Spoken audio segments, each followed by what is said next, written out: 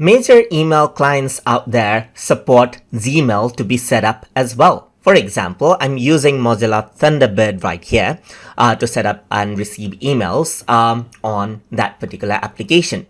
So to do that, I'm going to go around onto Thunderbird and click on email right here. I'm going to type in the name as YouTube right here, just like this.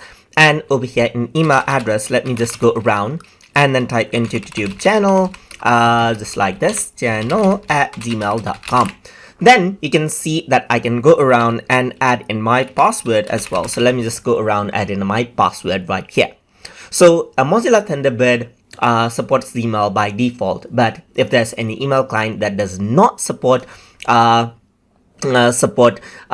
by default, you can configure it manually either by using IMAP or POP3 account as well. So to get the details regarding it and to enable that, you need to go around on to see all settings in Gmail and then go to forwarding and POP IMAP, as you can see right here.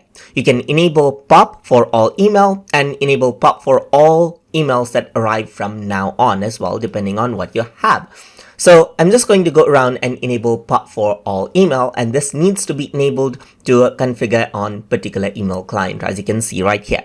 And regarding this, you can go around and keep the setting. When messages are accessed with POP, you can either keep a copy in Gmail or delete it completely as well. So I'm going to go around onto configuration options, and over here you can see the incoming mail service and you can see outgoing mail service. So these are the things that you need to add in over here. In my case, you can see that this is what you have, and you can go around and add in everything manually. But in case of Mozilla Thunderbird right here, it supports it. So I don't need to go around and configure it manually right here. So I'm just going to go around and then click on email right here. Let me just type in TutorTube just like this, and then type in TutorTube channel 3. Not TutorTube channel 3, but TutorTube channel@gmail.com right here. And let me just enter out the password for my Gmail right here and click on continue. And now you can see that it has detected IMAP address, and you can also go around and use POP3 if you want right here as well, because Gmail supports both, as you can see right here. So you can go around, choose these because Mozilla Thunderbird automatically detected it out, or you can configure out manually as well. So I'm just going to go around and press done right here, and you can see that it opens up the web browser right here, and I do need to sign in right here. So I'm just going to go around and sign in over here onto my account, and here you can see that this is what you have. It is asking you for a verification code right here. So I'm just going to go around and then work around with the verification code right here and enter out the digits that I receive.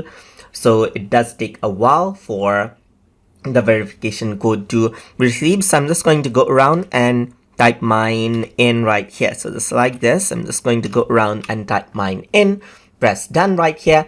And once I do that, you can see that it says Mozilla Thunderbird email wants to access the following things. So I just do need to allow it.